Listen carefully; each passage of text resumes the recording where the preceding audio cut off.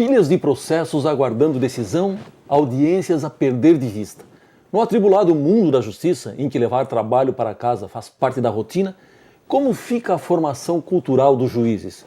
É o que vamos discutir a partir de agora no Justiça do Trabalho na TV, produzido pelo Tribunal Regional do Trabalho de Santa Catarina.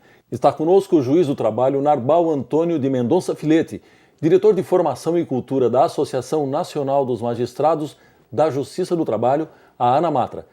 Ele também dirige o Foro Trabalhista de Tubarão, em Santa Catarina, e tem mestrado em Ciência Jurídica pela Universidade do Vale do Itajaí, a Univale.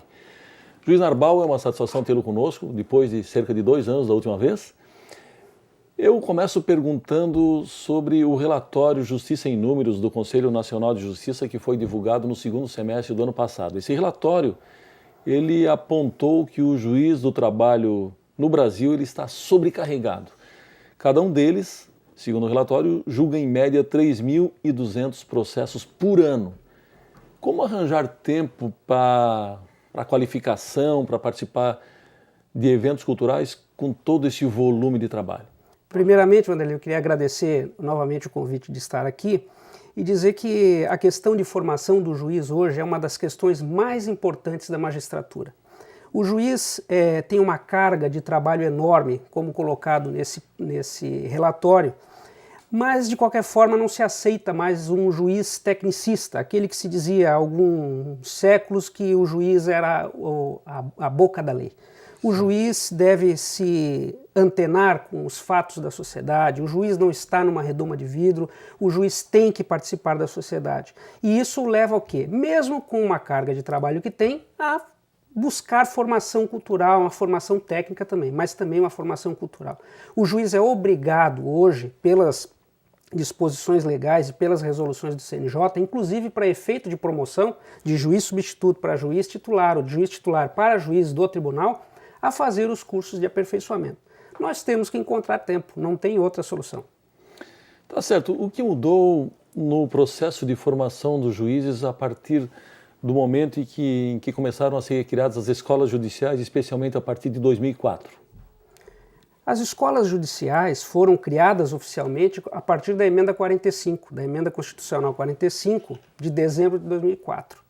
Houve uma reformulação na Constituição nesse aspecto e se criaram as escolas nacionais, entre elas a Escola Nacional da Magistratura Trabalhista. Com isso, nós tivemos a possibilidade, inclusive, de alocação de recursos.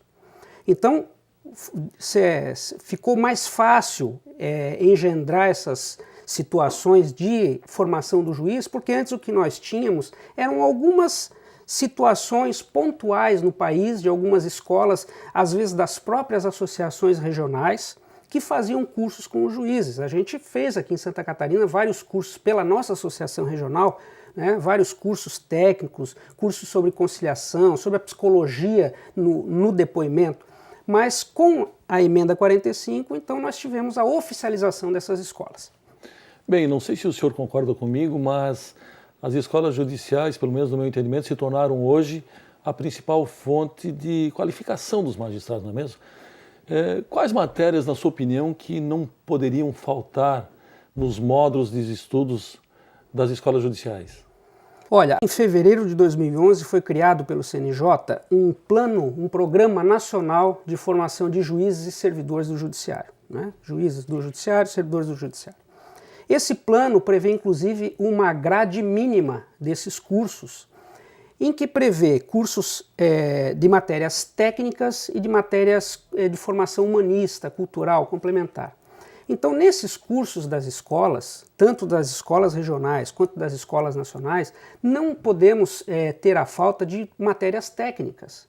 O juiz vai para lá, o juiz em formação inicial ou o juiz em formação continuada, ele vai para essa escola, vai para os cursos, para estudar também, se aprofundar em direito processual do trabalho, no nosso caso, direito do trabalho, mas ele também tem que